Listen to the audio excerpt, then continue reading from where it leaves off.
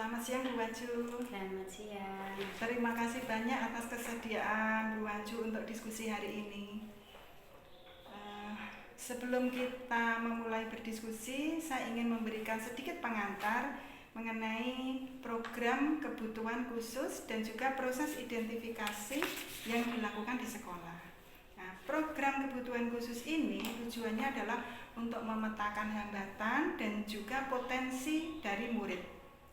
Dilakukan melalui asesmen. Ini berguna untuk memberikan intervensi kompensatoris agar mereka bisa mandiri. Nah, kasus yang akan kita diskusikan hari ini adalah tentang Ananda Nana. Dia adalah murid kelas 7 di SMP Negeri Mahakam Ulu. Nana ini dia menyandang cerebral palsy. Secara fisik dia bisa berjalan secara mandiri, meskipun satu kakinya itu kalau jalan dia jinjit dan juga sering tremor. Nah, dari kemampuan komunikasi verbalnya dia masih terbatas karena masih ada kekakuan dari organ bicaranya. Kedua tangannya cukup baik dan juga memiliki bakat melukis yang sangat baik, meskipun ada kekakuan pada jari tangan kanannya. Masalahnya saat memasuki SMP ini, Nana terlihat cemas, menarik diri dari lingkungan sosial dan sering tidak mau ikut kegiatan di luar kelas karena malu dan juga kurang percaya diri. Tetapi dalam hal kemandirian, dia sudah mandiri dalam toilet training. Namun masih kesulitan dalam aktivitas rumah tangga seperti mencuci alat makan. Nah, berdasarkan kasus Nana itu, menurut Bu Waju, kita nanti akan diskusikan pemetaan layanan, kurikulum, serta kolaborasi yang bisa kita lakukan. Berdasarkan gambaran yang sudah saya jelaskan tadi Bu Waju, bagaimana Ibu melihat profil dari Ananda Nana ini dari segi hambatan, dari segi potensinya, dari kondisi psikologisnya saat memasuki jenjang SMP? Ya, dari penjelasan Ibu tadi saya bisa melihat bahwa Nana ini mengalami hambatan fisik berupa cerebral palsy, sehingga ini mengganggu cara berjalannya, yaitu jinjit. Kemudian dia juga mengalami tremor, ada kekakuan pada jari-jari tangannya, sehingga juga ini ada gangguan bicara.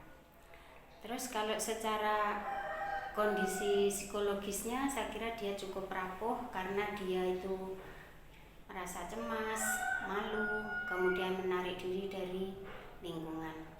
Namun ada potensi yang bisa kita kembangkan dari Nana, yaitu karena dia sudah mandiri, maksudnya dia bisa berjalan kemana-mana sendiri meskipun tadi masih jinjit ya.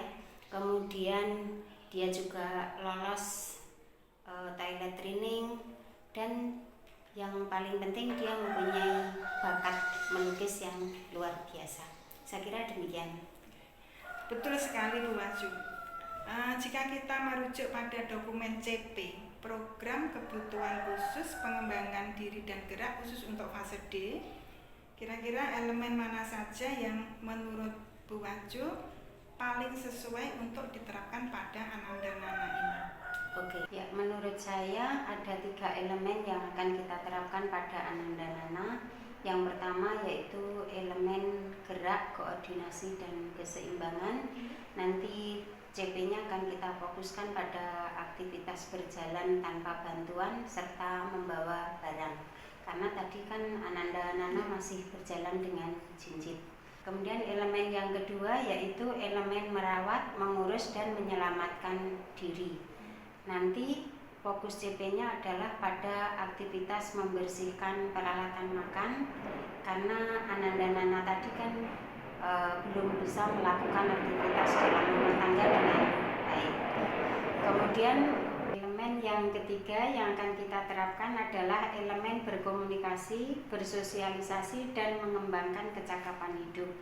Nanti fokus CP-nya kita kombinasikan antara komunikasi verbal dan non-verbal, serta kemampuan bercerita Ananda Nana kepada teman-temannya untuk mengatasi gangguan komunikasi bicaranya dan juga hambatan sosialnya. Ya, saya kira demikian 3 elemen yang akan kita terapkan pada Ananda Nana. Dari kesesuaian CP tersebut, Pak Imam sebagai gurunya Nana itu merumuskan ada 4 skala prioritas. Yang pertama adalah pengembangan gerak, yang kedua pengembangan kemampuan sosialisasi, kemudian yang ketiga itu latihan artikulasi wicara, dan yang keempat adalah keterampilan aktivitas rumah tangga. Kalau menurut Bu Waju, bagaimana kita memetakan layanan dan juga modifikasi lingkungan di kelas untuk mendukung prioritas tersebut? Ya, menurut saya untuk aspek layanan terhadap Ananda Nana ini kita harus ada aspek akademik dan non-akademik. Untuk akademiknya kita bisa memodifikasi alat tulis atau alat melukis yang akan digunakan oleh Nana.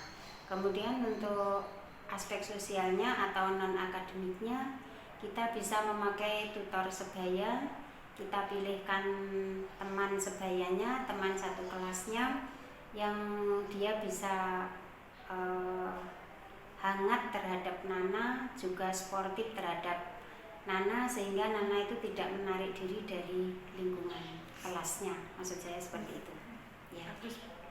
Terakhir Bu Waju, ini mengenai kolaborasi. Mengingat keterbatasan kita berada di sekolah umum, bentuk kolaborasi seperti apa yang perlu kita bangun dengan pihak luar berdasarkan rekomendasi untuk penanganan anak itu, Bu Waju? Ya, saya kira kita harus melakukan kolaborasi yang luas. Yang pertama, kita harus berkolaborasi dengan orang tua. Kita harus menyinkronkan aktivitas kegiatan rumah tangga, di mana tadi Nana itu masih kesulitan dalam kegiatan rumah tangga. Kemudian kita juga harus menyepakati jadwal kapan Nana akan melakukan fisioterapi ke rumah sakit atau ke klinik rehabilitasi medik. Nanti bisa kita buatkan surat dispensasi untuk Nana ketika Nana melakukan fisioterapi. Yang kolaborasi kedua, kita berkolaborasi dengan ULD atau profesional. Tetapi di Kabupaten Magetan kan belum ada, Bu Waju, untuk ULD-nya. Oh ya, kalau memang belum ada ULD-nya, kita bisa langsung arahkan orang tua ke terapis wicara. Kemudian bersama terapis wicara nanti menyusun program artikulasi wicara yang akan diterapkan untuk Nana yang tadi mengalami kesulitan dalam bicara. Kemudian untuk kolaborasi yang ketiga, kita bisa bergabung dengan komunitas. Kita arahkan orang tua itu bergabung dengan forum komunitas orang tua yang mempunyai anak cerebral palsy. Di situ kita arahkan supaya Nana dan orang tuanya itu mendapatkan support system yang tepat untuk menangani Nana. Ya, saya kira demikian. Baik Bu Waju, berarti tadi kolaborasinya ada kolaborasi dengan pihak luar itu ada 3. Yang pertama kolaborasi dengan orang tua, yang kedua dengan profesional karena ULD di kabupaten kita belum ada, yang ketiga dengan komunitas. Jadi kita yang untuk poin kedua, karena di Magetan belum ada, kita bisa langsung menuju ke terapis wicara. Luar biasa sekali pemaparan dan juga respon dari Bu Waju. Saya tadi telah mencatat poin-poin penting Bu Waju, mulai dari urgensi modifikasi alat pegangan untuk melukis, kemudian ada strategi tutor sebaya untuk mengatasi kecemasan sosial Nana, kemudian ada skema fleksibilitas kurikulum saat Nana mengikuti fisioterapi. Masukan ini sangat berharga sekali bagi saya Bu Waju. Terima kasih banyak atas waktunya. Terima kasih atas dukungannya pada saya. Sama-sama Bu Agin, semoga sukses. Amin, terima kasih Bu Waju. Ya.